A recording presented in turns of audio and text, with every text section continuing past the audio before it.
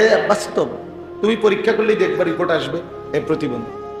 এই যে এরা এমনি এমনি একটু পর পর চুল ফিরায় না, এ প্রতিবন্ধী। কারণ তুমি নিজেই জানো এটা সামনে এলা, তো আবার এটা ফিরাও কা, এটা বারবার যেহেতু তোমার ডিস্টার্ব করে, তো এটা কাটো না কেন? একটা যুক্তি তো থাকবে যে আমি একটা জিনিস আমার বারবার প্যারেশান বিরক্ত লাগতেছে, আমি এটা সরামু না। তাহলে সে নিজেই আসে, নিজেই ফিরা, নিজেই ফিরা, সারাদিন তার একটা হাত চুল ঠিক করে নিয়ে ব্যস্ত। এটা অসুস্থ না? এটা প্রতিবন্ধী না? তার ফিরা মানসিক সমস্যা তার। পৃথিবীর কেউ বেটা, কম করে বলি বেটা, গোটা পৃথিবীর কেউ কোনোদিন কোনো বেঈমানে কোনোদিন বলে নাই যে পুরুষের মাথার চুলের মধ্যে সৌন্দর্যের কিছু আছে আলাদা, বা এটা নিয়ে আলাদা সৌন্দর্যের কোনো প্যারেশানি পৃথিবীতে নাই। কোনো পাগলও বলে নাই, কোনো বেঈমানে বলে না। কম করে কিছু বেঈমানে হয়তো ভুল বুঝাইছে। চুলের উপরে যদি কোনো যত্ন সৌন্দর্যের কিছু হয়, তা নারীর সৌন্দর্য চুলের মধ্যে। পুরুষ চুল নিয়ে ব্যস্ত থাকবে, এটা এক ধরনের মেয়েলি স্বভাব ছাড়া, বেডিতে স্বভাব ছাড়া আর কিচ্ছু হইতে পারে। এটা এক ধরনের কাপুরুষ, যে লজ্জিত পুরুষ হওয়া, যে শরম পাইতেছে যে আমি যে বেডই, এই জন্য আমি একটু লজ্জিত অনুতপ্ত। আমি যদি মেয়ে হতাম আর মেয়েদের মতো সারাক্ষণ চুল নিয়ে ব্যস্ত থাকতাম, কত না ভালো হতো। নাই তো বলেন কি কারণ থাকতে পারে? একটা ছেলেকে কেন, পুরুষকে কেন চুল নিয়ে এত ব্যস্ত বানাই দিল? আফসোসের ব্যাপার, আশ্চর্যের ব্যাপার পৃথিবী। এই জন্য বললাম আলাইকুম আনফুসা, ইসলাহি মজলিসের মূল ফিকিরের নিজের সংশোধন, জিন্দেগির সংশোধন, জীবনকে সুন্দর করা, এটা খুব ভালো, খুব ভালো উদ্যোগ। এক মানুষের সবচেয়ে বড় কল্যাণ, মনে রাখবেন, মানব কল্যাণ দুই ধরনের হয়। এক হলো সেবামূলক কিছু কাজ করা। কারো বাড়িতে টিউবওয়েল বসাই দিছেন, কারো টিনের চাল দিয়া দিছেন, কারো ঘর বাইরে দিছেন, হ্যাঁ, মেয়েটার বিধবা, মেয়ে বিবাহের ব্যবস্থা করে দিছেন। মাশাআল্লাহ, ভালো কাজ এগুলো। বন্যা, ঝড়, ঘূর্ণিঝড়, জলোচ্ছ্বাসে সহযোগিতা করছেন, উত্তম কাজ, মানব সেবা। কিন্তু আরেকটা মানব সেবা হলো, মানব কল্যাণ হলো ওই মানুষটাকে আল্লাহমুখী করে দেওয়া, আখিরাতমুখী করে দেওয়া। ওই মানুষটার জিন্দেগি চেঞ্জ করে, ইউটার্ন করে তাকে আল্লাহ রসুল আখিরাত পরকালের দিকে ফিরাইয়া দেওয়া। আল্লাহর কসম, কোরআন বলে এটা হচ্ছে মানবতার সবচেয়ে বড় কল্যাণ। মানুষের সবচেয়ে বড় কল্যাণ হলো তাকে তার রব চিনায় দেওয়া, তাকে তার গন্তব্য চিনায় দেওয়া, তাকে তার মালিক চিনায় দেওয়া, তাকে আল্লাহর সাথে জুড়ে দেওয়া, তাকে নামাজের সাথে বেঁধে দেওয়া, তার ঈমানের দৌলত দান করা। এজন্য আল্লাহ নবী সাল্লাল্লাহু আলাইহি ওয়াসাল্লাম বলছেন, ওয়া ইন্নী আখিযুন বিহুজাজিকুম, আমি চেয়েছি, নবীজি বলেন, আমি চেয়েছি কোমরে জড়াইয়া ধইরা হলেও আমার এক এক উম্মতকে জাহান্নাম থেকে বাঁচাতে। কোমরে জড়াইয়া ধরে হলো, অর্থাৎ হাত ধরলে মানুষ অনেক সময় ছুটে যায়, কাঁধে হাত দিলে মানুষ অনেক সময় ছাইরা লায়, কিন্তু কোমরে যদি কাউরে আমজা করে শক্ত করে ধরে, এই বাঁধন ছুটাইতে কষ্ট। যেন নবীজি বলেন, আমি চেয়েছি আমার এক এক উম্মতকে কোমরে জড়িয়ে ধরে হলেও জাহান্নামের আগুন থেকে বাঁচাতে। এই ফিকির, এইটা হলো বড় ফিকির। প্রতিটা মানুষকে নেক কাজের আদেশ করা, গুনাহের কাছ থেকে ফিরিয়ে রাখার চেষ্টা করা, বাপ, এটা মানবতার বড় কল্যাণ, এটা বড় কল্যাণ। তারে আমি 3 বেলা খাওয়াইলাম, অথচ সে আল্লাহকে সেজদা দেয় না, এটা বড় কল্যাণ। হ্যাঁ, এটাও কল্যাণ, তার ভালো, তার খাওয়াই আমি।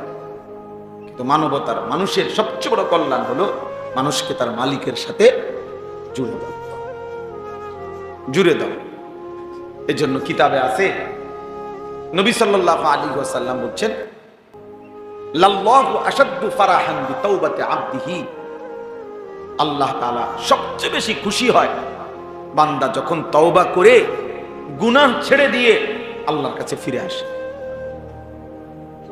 আর হাদিসে আছে, নবীজি বলেন, কোন বান্দা যখন গুনাহ ছেড়ে দেয়, নাফরমানি ছেড়ে দেয়, তওবা করে আল্লাহর কাছে ফিরে আসে, সেজদা দেয়, গোলামি করে, আল্লাহর নাফরমানি ত্যাগ করে, খোদার কসম নবী বলে, আল্লাহ তখন ফেরেশতাদেরকে বলে, আমার আসমান সাজিয়ে দাও, জান্নাত সাজিয়ে দাও। তো ফেরেশতারা আসমান সাজায়, জান্নাত সাজায়, আর বলে, আল্লাহ আসমান কেন সাজাইলেন, জান্নাত কেন সাজাইলেন? আসলাহাল আবদু মাওলাহু, আল্লাহ তখন বলে, শোনো ফেরেশতারা, আজকে এক গোলাম যে তার মনিব থেকে বহুদিন যাবৎ ভাইগা গেছিল, পলায়ন করছিল, আজকে সেই ভেগে যাওয়া পলায়ন কৃত গোলাম তার মনিবের সাথে সম্পর্ক ঠিক করে নিছে। আমার এক গোলাম বহুদিন আমারে সেজদা দেয় নাই, আমার হুকুম মানে নাই, আমার নাফরমানির উপরে ডুবা ছিল, ভয় আমার থেকে দূরে সরে গেছিল। আজকে আমার সেই গোলাম, আমার সেই বান্দা, আমার থেকে যে ভেগে গেছিল, আমার ভেগে যাওয়া বান্দা আমি মালিকের সাথে তওবা করে সম্পর্ক ঠিক করে নিছি। আমি এই খুশিতে আসমান সাজিয়ে দিলাম, জান্নাত সাজিয়ে দিলাম। তাইলে আল্লাহ তাআলা সবচেয়ে বেশি খুশি হয় বান্দা যখন আল্লাহর দিকে ফিরে আসে। এজন্য হাদিসে আছে, আল্লাহর নবী সাল্লাল্লাহু আলাইহি ওয়াসাল্লাম বলেন, আকরাবু মা ইয়াকুনুল আবদু মির রাব্বিহি ওয়া হুয়া সাজিদ। নবীজি বলেন সাল্লাল্লাহু আলাইহি ওয়াসাল্লাম, বান্দা আল্লাহ তাআলার সবচেয়ে আকরাব, ঘনিষ্ঠ হয়, আল্লাহর সবচেয়ে ঘনিষ্ঠ হয় বান্দা কখন? নবীজি বলেন ওয়া হুয়া সাজিদ, বান্দা আল্লাহকে সিজদা করে। কখন? ওয়া হুয়া সাজিদ, যখন সে সিজদা। আমার শায়েখ আল্লামা মুফতি মুশতাকুর নবী সাহেব বলে, আল্লাহ যখন, বান্দা যখন আল্লাহকে সিজদা করে, তো আল্লাহ মহব্বতে ওই বান্দার মাথায়, পিঠে হাত বুলায় দেয়, আদর করে দেয়, আদর করে দেয়। আল্লাহ যেন বলে, বান্দা আমারে সিজদা দিলা, যাও বান্দা, খুশি হলাম, খুশি হলাম। এজন্য নামাজ যার কপালে জুটে না, তার কপালের উপরে লানত, যার কপালে সিজদা। থুতু তোর কপালে, থু তোর কপালে, লানত তোর কপালে, লানত তোর কপালে সিজদা জোটে না, তোরে আল্লাহ বানাইলই কেন? যার কপালে সিজদাই। এমন বলবেন যে আপনি হুজুর লানত দিলেন, হবে এটা আল্লাহ লানত দিছে। ওয়া ইন্না আলাইকা লানাতা ইলা ইয়াউমিদ্দিন, কোরআন শরীফে আল্লাহ বলছে, ইবলিস তুই আমারে সিজদা দিলি না, আজকে থেকে নিয়ে কিয়ামত পর্যন্ত তোর উপরে আমি আল্লাহর লানত। কোরআন শরীফের আয়াত। তাহলে ইবলিসের উপরে আল্লাহ এই লানতটা কেন দিয়েছে? কথা বলেন না কেন? সিজদা দেয় না দেখি। সিজদা না করার কারণে তো কি দিছে? কয়দিনের লানত? একবার, একদিনের লানত, কিয়ামত পর্যন্তের জন্য। তাইলে একটি সিজদা না দিলে যদি কিয়ামত পর্যন্ত লানত দেয়, একদিনে 5 ওয়াক্ত নামাজে এক নাফরমান কতগুলো সিজদা ছুটে গেছে। ফজরের নামাজের 4 রাকাত নামাজে 8টা সিজদা, জোহরের যদি 10 রাকাতও ধরি 20টা সিজদা, আসরের যদি 4 রাকাতও ধরি 8টা সিজদা, মাগরিবের যদি 5 রাকাতও ধরি 10টা সিজদা, এশার নামাজের যদি 9 রাকাতও ধরি 18টা সিজদা। একদিনে তোর কয়টা সিজদা ছুটে গেল? তুমি কি পরিমাণ লানতের যোগ্য হলে, তুমি কি পরিমাণ অভিশপ্ত হলে। আল্লাহ আমাদেরকে বুঝ দান করেন। এই জন্য প্রিয় ভাই বাবা, আমি এই জন্য প্রথমেই বলে নিলাম, 10 জন হোক, 5 জন হোক, 50 জন হোক, এটা কোনো কথা না। এক আল্লাহর বান্দার ফিকিরও বলা দরকার। একজনের জন্য আল্লাহর কথা শোনানো দরকার, ইসলাহ দরকার, সংশোধন দরকার। এই বলতে বলতে শুনতে শুনতে বারবার বলতে বলতে বলতে বলতে ঠিক কখন কার পরিবর্তন হবে, ঠিক কখন কোন দিন কে বদলে যাবে, সেটা মূলত আল্লাহর ফয়সালা। আমাদের দায়িত্ব বলতে থাকা, শুনতে থাকা, আয়োজন করতে থাকা। মূলত ফয়সালা হেদায়েত কে দিবে?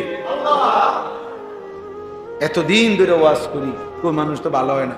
না, মানুষ সবাই ভালোই যাইতেইব, এটা জরুরি না, আমার বলা জরুরি। হুজুরে যেমন 10 বছর ধরে মাহফিল করি, কই মানুষের তো কোনো পরিবর্তন দেখি না, এই জন্য আর মাহফিল করতাম না। তা আর মাহফিল না করলে 10 বছর, এবার যেহেতু 10 বছর করেও দেখছেন ভালো হয় না, তো না করলে 10 বছর তো ভালোই যাবে, ভালো যাব। আমার দায়িত্ব তো এটা না। আমার দায়িত্ব তো কয়জন হেদায়েত পাইলো না পাইলো এটার হিসাব করা আমার দায়িত্ব, আমার বলা দায়িত্ব, বলতে থাকা।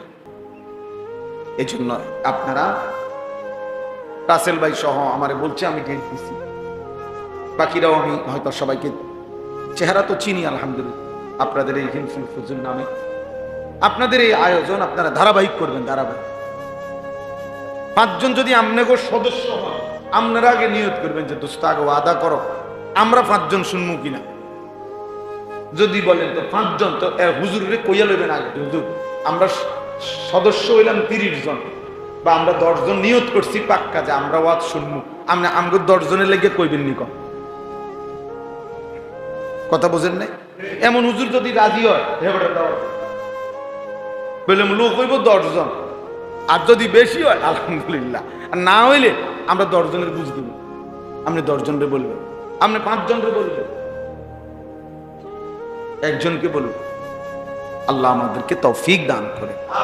এই হিলফুল ফুজুল এটা নবীজি সাল্লাল্লাহু আলাইহি ওয়াসাল্লামের জন্মেরও আগে সংগঠন, আরবের একটি সংগঠনের মূলত, অর্থাৎ আরবের মধ্যে ফজল নামে একই নামে 3 ব্যক্তি ছিল, 3 জন ব্যক্তি ফজল নাম, 3 জনের নামে ফজল।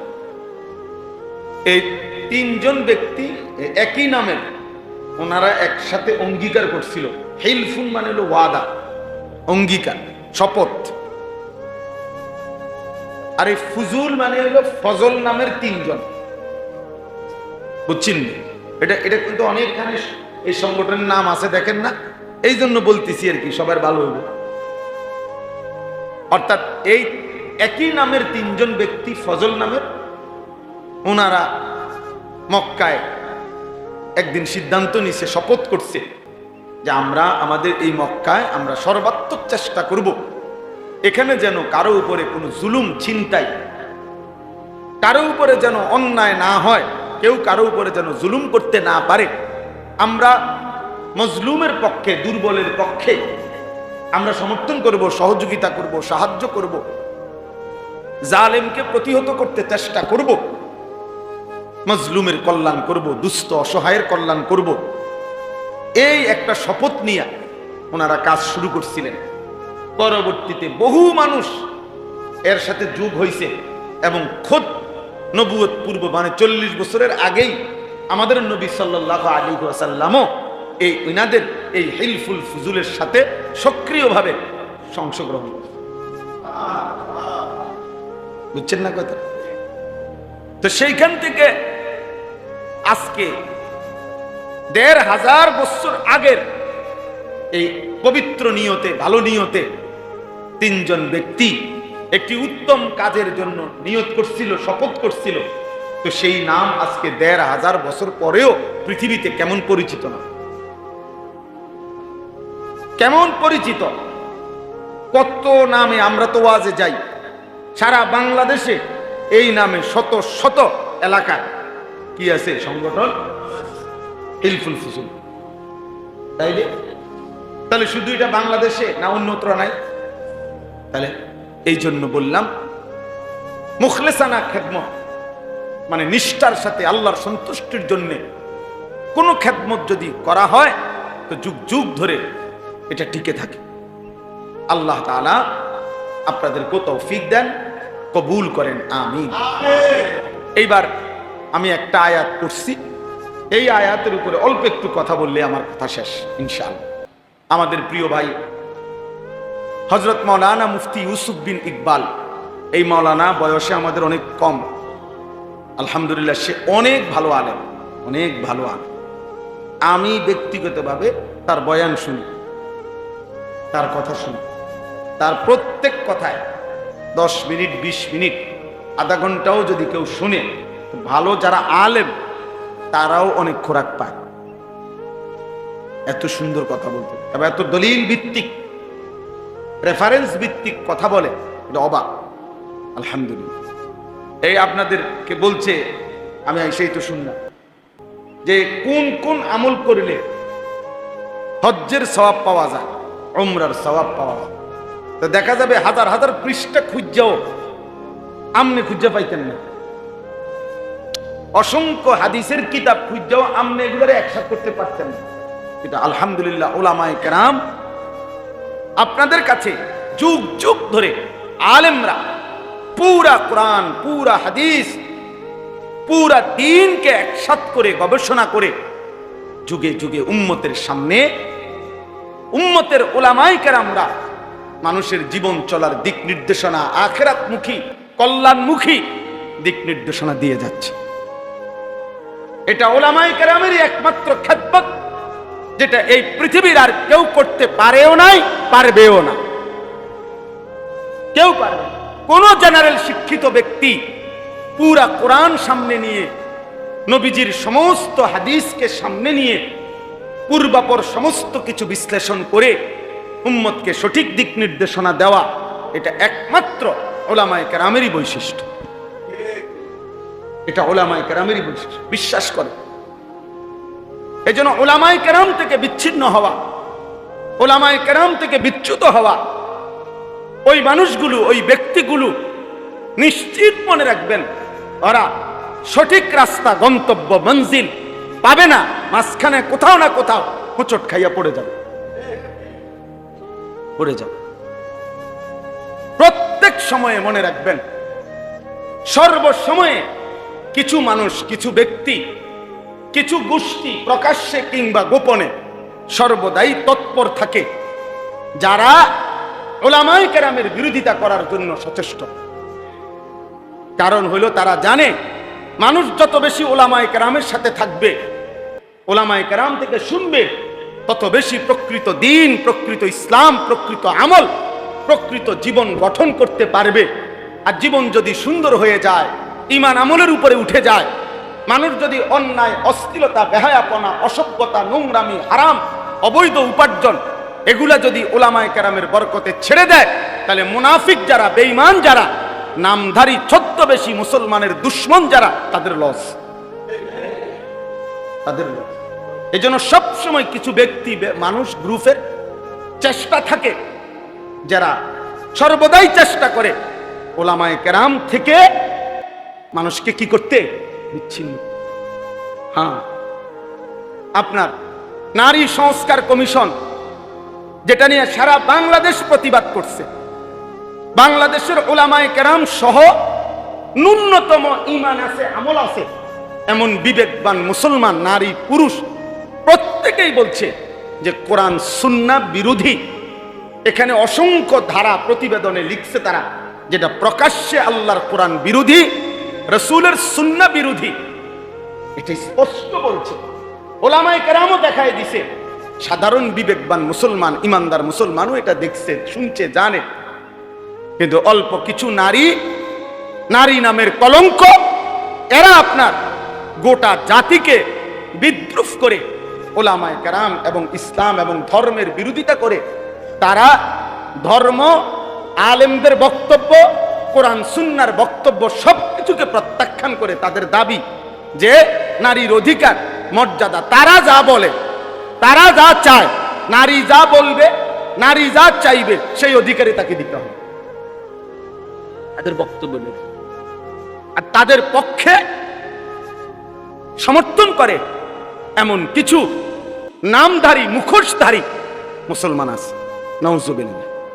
এই 2 দিন হয় বাংলাদেশের কিশোরগঞ্জের একজন নেতা, পুরান নেতা, বুড়া নেতা, এই পর্যন্ত কয়েকবার ডিগবাজি দিছে, দল বদলাইছে, এই পর্যন্ত বহু দল বদলাইয়া তাইলে প্রকাশ্যে টকশোতে আপনার 2 দিন আগে এই অসভ্যই বেয়াদব প্রকাশ্যে সারা পৃথিবীকে সামনে রেখে ওলামায়ে কেরামকে তুচ্ছ তাচ্ছিল্য এবং ব্যঙ্গ বিদ্রুপ করেছে।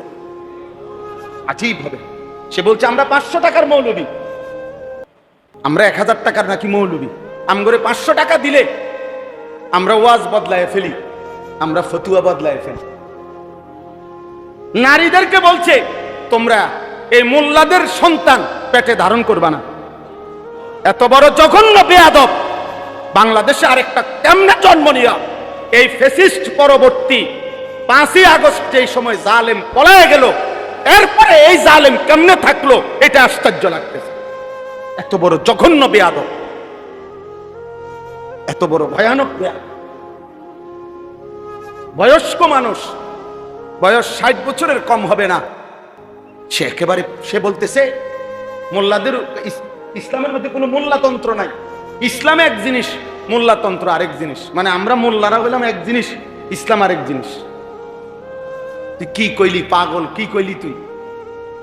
হ্যাঁ কি বললা, এটা কথা হইল? এই জন্য ওলামায়ে কেরাম এটার তীব্র প্রতিবাদ করেছে। এমন জঘন্য বেয়াদব যেই দল লালন করে তাদের ভবিষ্যৎ খুব ভালো হবে না, ভবিষ্যৎ ভালো হবে না। এই নাফরমান ওলামা বিদ্বেষী, আলেম বিদ্বেষী, সে নিজেকেও ডুবাবে, তার দলটাকেও ডুবাবে শেষ পর্যন্ত। আশ্চর্য। এই জন্য ভাইয়া একজন হইলেও মনে রাখবেন, উম্মতকে ওলামাদের থেকে, সর্বশ্রেণীর মুসলমানকে, মানুষকে আলেমে দ্বীন থেকে বঞ্চিত করার যেই কোনো ষড়যন্ত্র, যেই কোনো চেষ্টা, এটা আমরা ঘৃণা ভরে প্রত্যাখ্যান করা দরকার। এই জন্য আপনাদের কাছে আমার অনুরোধ রইল, ওলামায়ে কেরাম যুগ যুগ ধরে আপনাদের কাছে দ্বীন পেশ করে, আল্লাহর কোরআন পেশ করে, রাসূলের সুন্নাহ পেশ করে। কয় টাকা উপার্জন আপনারা বলেন ইনসাফ করে? একজন মসজিদের ইমাম, একজন মসজিদের মুয়াজ্জিন, একজন মাদ্রাসার উস্তাদ, কয় টাকা উপার্জন তার? সামান্য কয় টাকা দিয়ে দিনের পর দিন। আমার একবার দাউদকান্দিতে এক মসজিদের ইমাম সাহেব, বিশ্বাস করেন কত আমনের মতো বয়সী হবে, বয়স্ক মানুষ, ইমাম সাহেব আমারে জড়ায় ধরা একদিন আমারে বলতেছেন যে হুজুর আমি আজকে 26 বছর এই মসজিদে ইমামতি করি, অল্প কয়টা বেতন পাই। কয় যে হুজুর আমি আমার বিবি বাচ্চার কত আবদার জীবনে পূরণ করতে পারি নাই অভাবের কারণে, কাইন্দা দিছে। কয় যে হুজুর আমার আল্লাহ আমারে, আমি 26 বছর এই মসজিদের খেদমত করি, একই মসজিদে, ছোট একটা মসজিদ। বলতেছে হুজুর আমার আল্লাহ আমারে, আমার তো দুনিয়ার কোনো স্বপ্ন, বাচ্চাদের আশা আকাঙ্ক্ষা কত কিছু পূরণ করতে পারি নাই অভাবের কারণে, আমার আল্লাহ আমারে আখিরাতে দিবনি। আমি কি বলতাম? আমি জড়াইয়া ধরে ওনারে অনেক কাঁদছি, কাইন্দা বললাম হুজুর আমি, বলেন কি? ইনশাআল্লাহ আল্লাহ আপনাকে এই পরিমাণ দেবে, সেদিন আপনি এবং আপনার পরিবার খুশিতে আনন্দে আত্মহারা হয়ে যান, আনন্দে আত্মহারা হয়ে যাবেন। আলেমে দ্বীন কখনো কারো উপার্জন মাসে 8,000 10,000 টাকা, আর ওই বেয়াদব সে নাকি নেতা। এই বেয়াদব পরিষ্কার বলতেছে, মুসলমান নারীদেরকে বলতেছে তোমরা মোল্লা মৌলবীর বাচ্চা পেটে নিবা না। এত বড় জানোয়ার মুসলমানের ঘরে জন্ম নিল কেন? এত বড় বেঈমান, কি পরিমাণ আশ্চর্য কথা, চিন্তা করে দেখ। নারীর মর্যাদা, নারীর অধিকার, ওলামায়ে কেরাম এ ব্যাপারে কিচ্ছু বলে নাই, বলছে কোরআন সুন্নাহ বিরোধী। নারীর অধিকারের নামে যে প্রস্তাবগুলো দেওয়া হয়েছে এগুলো প্রত্যাখ্যান করছে। কথা বলেন না? ইসলাম বলছে বাবার মৃত্যুর পরে আপনার উত্তরাধিকার সম্পত্তি 2 বোন 1 ভাই, নাকি এটা আপনারা সবাই জানেন? এটা তো কোরআন শরীফের আয়াত। তো ওরা বলতেছে না, এটা সমান করতে হবে। এখন এই কথাটা যে কোরআন সুন্নাহ বিরোধী, এটা বলবার জন্য সামান্যতম আকল দেমাগ আছে, সে বুঝবে না এই কথাই, সেটা বুঝবে। আপনি যদি বলেন যে এরকম করলো কেন, তা আপনি গোটা ইসলাম সব বুঝেন, কথা বলেন না কেন? আল্লাহর সব বিধান আমরা বুঝি, তো আল্লাহর ফয়সালা আমরা মানি না? আপনি কবরের আযাব বুঝেন, আপনি হাসরের আযাব বুঝেন, তো তাইলে আল্লাহ তাআলার প্রত্যেক কথা সত্য, সঠিক, যৌক্তিক, ইনসাফ। নবীজি বলছে, আয় আল্লাহ আদলুন ফিয়া কাদাউক, আপনি আমার ব্যাপারে যার ব্যাপারে যে ফয়সালা দিবেন এটাই ইনসাফ, এটাই সঠিক, এটাই আদল। আল্লাহ তাআলা বান্দার উপরে জুলুম করবে, আল্লাহ বান্দার ভালোটা বুঝবে না, আর এই নাফরমান কয়েকজন মহিলা বুঝবে, এটা সম্ভব? যাই হোক, আমার বলার উদ্দেশ্য হলো উলামায়ে কেরাম থেকে বিচ্ছিন্ন হবেন না। উলামায়ে কেরাম থেকে বিচ্ছিন্ন করার জন্য যারা যত কষ্টই করুক, ইনশাআল্লাহ এটাতে স্পষ্ট হয়েছে 15 বৎসর কত রকমের মিথ্যা অপবাদ দেওয়া হয়েছে, কত জেল জুলুম, কত নির্যাতন হয়েছে আলেমদের উপরে। আজকে সেই আলেমরাই এখনো সেই মসজিদ, মাদ্রাসা, আলেম, উলামা বাংলাদেশে আছে, কিন্তু ওই জুলুমবাজ আর বাংলাদেশে নাই। অতএব এই নতুন করে এই জঘন্য বেয়াদব যে আলেমদেরকে উপেক্ষা করলো, তুচ্ছ-তাচ্ছিল্য করলো, কিশোরগঞ্জের এই বেয়াদব ইনশাআল্লাহ বাংলাদেশে থাকতে পারবে না। ইনশাআল্লাহ দেখেন, ইনশাআল্লাহ আল্লাহই বেইজ্জতি করবে, আসমান ওয়ালাই বেইজ্জতি, ইনশাআল্লাহ। অতএব আপনাদের কাছে অনুরোধ, এভাবে চলছে, এভাবেই চলছে। উলামায়ে কেরামের বিরোধিতা, কোরআনের বিরুদ্ধা, দ্বীনের বিরোধিতা। উলামায়ে কেরাম হচ্ছে কোরআন সুন্নাহ বিরোধী বক্তব্য। তুমি এটা না প্রমাণ করবা যে না এই কথাটা কোরআন সুন্নাহ বিরোধী নয়, কথা বলেন না কেন?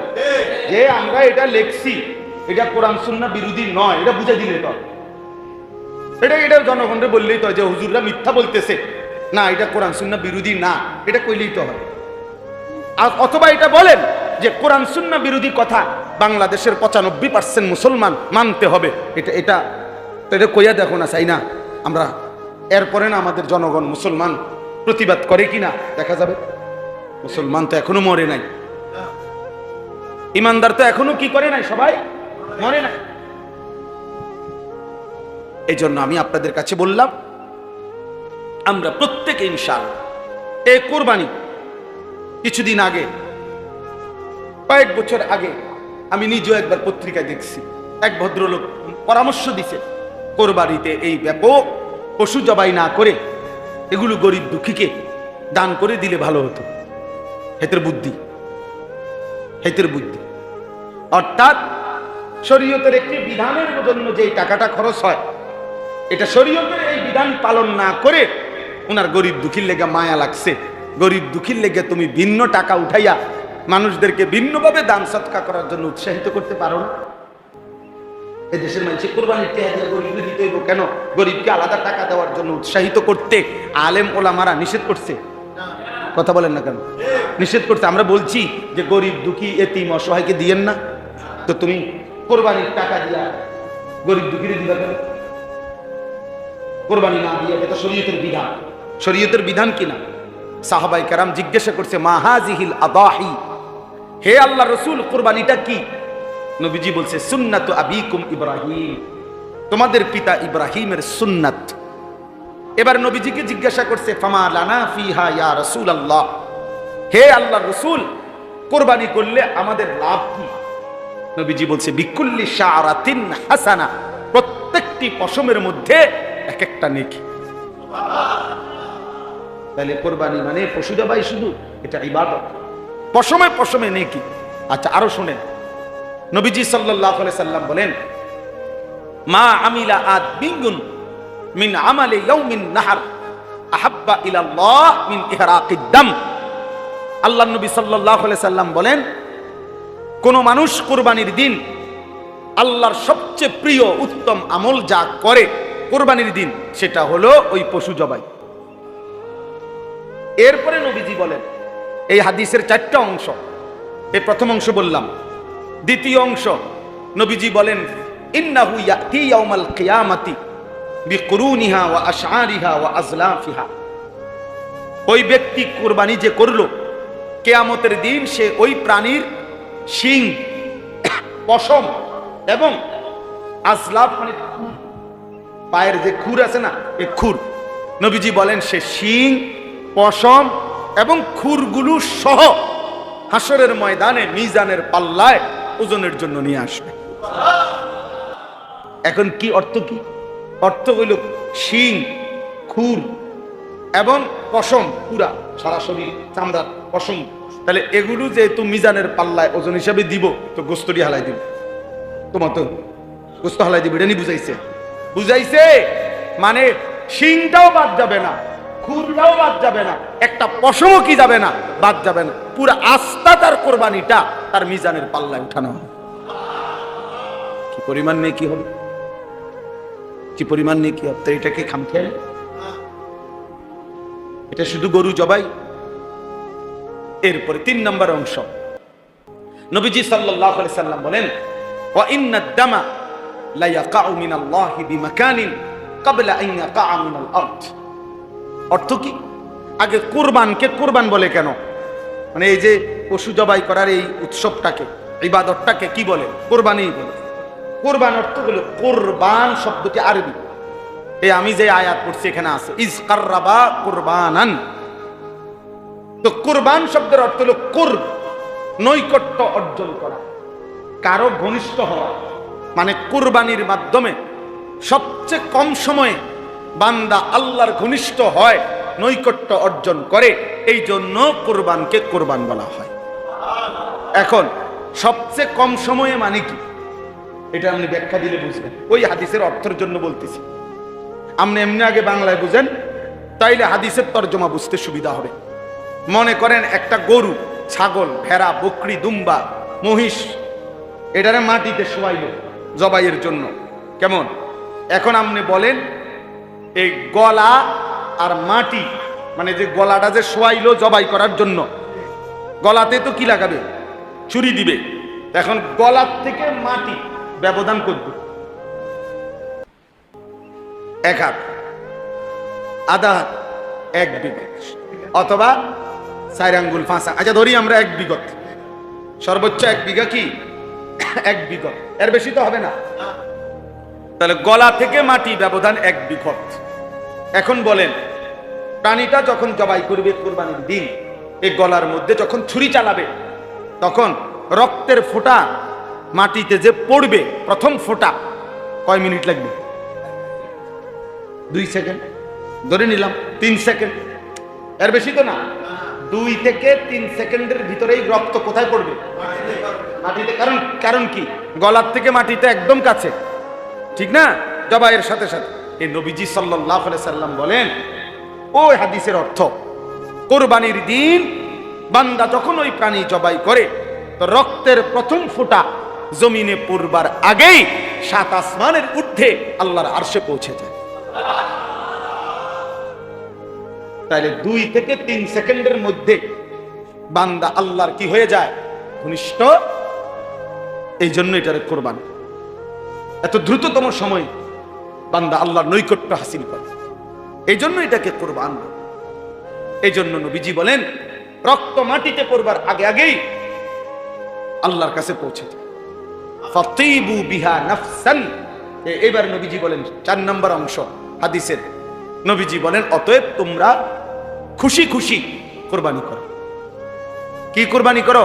খুশি খুশি দিলে, খুশি খুশি খুশি। কি করুম আর, যা বেশি জন বিরক্ত করে রে, যা দিমু, আর কি করার আছে, এটা নিয়ে কুরবানি।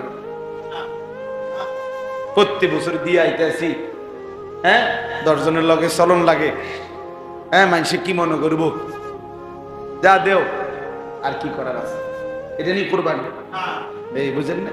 যাক, আর এক উসিলায় মাইয়ার শ্বশুর বাড়ির থেকেও কিছু লোক খাওয়ানি বাকি রয়েছে, কথাবার্তা, হ্যাঁ দাও, আরেক নাম্বার হয়ে দাও। এই উসিলায় মানুষ 200 খাওয়াই দিলাম, 100 খাওয়াই দিলাম। এটা নিয়ে কোরবানি, এটা ইবাদত। এটা কি আল্লাহ নবীর জন্য বলছে খুশি খুশি কোরবানি। এটারে পেরেশানি মনে করো না, বিরক্ত মনে করো না, এটারে ঝামেলা মনে করো না, খুশি খুশি কোরবানি, খুশি খুশি কোরবানি করো। অতএব এবার আমার কথার সমাপ্তি। এই আয়াতের মধ্যে আল্লাহ তাআলা বললেন, ওয়াতলু আলাইহিম নাবা আবনাই আদম বিল হক। হে নবী, আপনি আদমের দুই সন্তানের কাছে, আদমের দুই ছেলে হাবিল কাবিল, তাদের ঘটনাটা আমার বান্দাদের কাছে স্পষ্ট করে বলেন। ইজ কাররাবা কুরবানান, যখন তারা দুই ছেলে দুইজন কুরবানি করলো, ফাতুকুব্বিলা মিন আহাদিহিমা ওয়ালাম ইউতাকাব্বাল মিনাল আখার, একজনের কুরবানি কবুল হলো, আরেকজনের কুরবানি কবুল হলো না। ক্বালা লা আকতুলান্নাকা, ওই যে ভাইয়ের কুরবানি কবুল হয় নাই কাবিল, সে তার ভাই হাবিলকে বলল, আমি তোকে মেরেই ফেলবো, হত্যা করব, আমি নারী চাই, আমি ওই মেয়েকেই বিবাহ করব, প্রয়োজনে তোকে মেরে ফেলবো, আমার কুরবানি কবুল না হোক, আমি এত কিছু বুঝি না। এই তখন এই কথাটাই আজকে আমরা এই কয়েকজনের কাছে শেষ এই কথাটা বলার জন্যই করছি। আল্লাহ বলছে ইন্নামা ক্বালা ইন্নামা ইয়াতাকাব্বালুল্লাহু মিনাল মুত্তাকিন, এই কথাটাই শুধু বুঝেন। হাবিল তখন বলছে তার ভাই কাবিলকে যে ঠিক আছে ভাই, আমি বুঝছি তুমি আমারে মেরেই ফেলবে, আমি বাঁচবো না,